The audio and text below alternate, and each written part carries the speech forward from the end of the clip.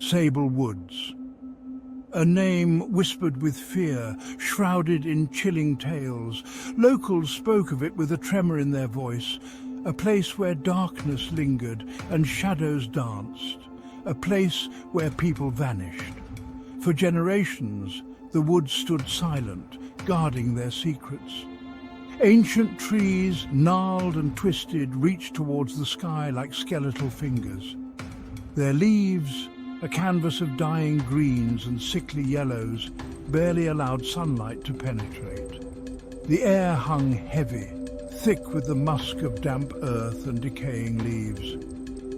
An unnatural silence permeated the woods, broken only by the occasional snap of a twig or the rustle of unseen creatures. Mark, a young writer drawn to the strange and unexplained, scoffed at the local superstitions. He sought inspiration in the unusual, the eerie. Sable Woods, with its sinister reputation, was a siren call. He yearned to uncover the truth behind the whispered tales, to find the heart of the darkness.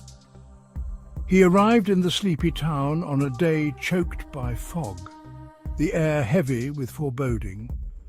Ignoring the uneasy glances and hushed warnings from the locals, he set off towards the woods. His backpack held his notebook, a flashlight and a flask of coffee, tools for a night of exploration and hopefully inspiration. The moment he stepped into Sable Woods, the air grew colder. The silence, once merely unsettling, became oppressive, a weight pressing down on him. The path, barely visible beneath a carpet of decaying leaves, snaked deeper into the woods. Every rustle of leaves, every snap of a twig, sent a jolt of adrenaline through him. The woods seemed to watch him, unseen eyes following his every move.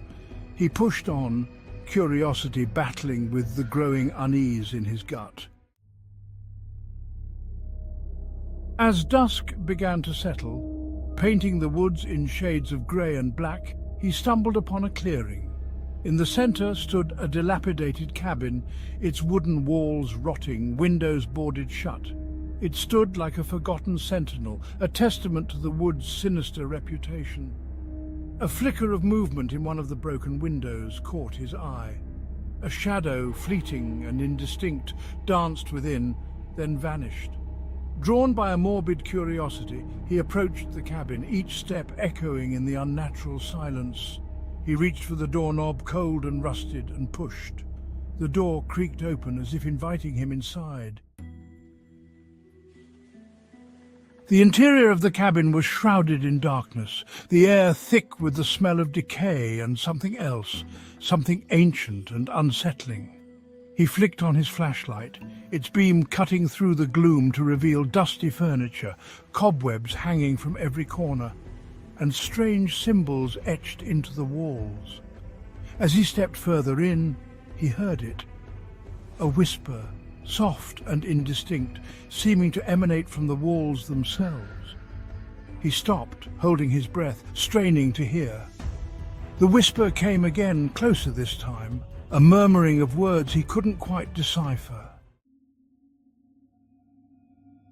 Panic began to claw at the edges of his composure. He turned to leave, but the cabin door slammed shut with a resounding boom.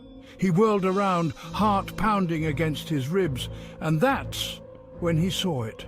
A figure, tall and skeletal, shrouded in shadows, standing in the corner of the room. Its eyes, two glowing embers, fixed on him. A gasp escaped his lips. He fumbled for his flashlight, but it slipped from his grasp, clattering uselessly to the floor. The shadowy figure moved, gliding towards him, its movements fluid and unnatural. Terror, lending him speed. He scrambled back, crashing through a rotting window pane and into the cold night. He didn't dare look back. The image of the shadowy figure burned into his mind. He ran blindly, thorns tearing at his clothes, branches whipping at his face. The whispers followed him, growing louder, turning into taunting laughter that echoed through the trees. He didn't know where he was going, only that he had to get away from the cabin. from the woods, from the chilling presence that pursued him. He ran until his lungs burned and his legs screamed for mercy. The woods spun around him, a dizzying maze of darkness and shadow. He was lost, hopelessly lost, and the shadowy figure was still out there, somewhere in the darkness, hunting him. He collapsed beside a gnarled tree trunk, chest heaving, fear a cold knot in his stomach. He listened, but the only sounds were his own ragged breathing and the frantic beating of his heart. The whispers had stopped, the laughter faded, but the silence now was somehow more terrifying, filled with an unseen menace. Days later, a search party entered Sable Woods, their flashlights cutting through the gloom. They followed his trail, marked by broken branches and scattered pages from his notebook, each page filled with frantic scribbles and chilling sketches of the shadowy figure. The trail led to the edge of a steep ravine, his backpack lying abandoned nearby. They searched for hours, but found no sign of him. Mark had vanished, swallowed whole by the woods, another victim claimed by the chilling legend of Sable Woods. Back in the town, whispers of Mark's disappearance spread like wildfire. Some dismissed it as a tragic accident, a reckless adventurer meeting an unfortunate end. Others, their voices hushed and their eyes filled with fear, spoke of the legend of Sable Woods, of the shadows that haunted its depths. The truth of what happened to Mark that night in Sable Woods remained a mystery, lost to the shadows and silence of the woods. The woods stood silent, guarding their secrets, the whispers of the wind, a chilling reminder of the darkness that lurked within. And somewhere out there in the heart of the woods, the shadowy figure waited, its glowing eyes watching, waiting for its next victim.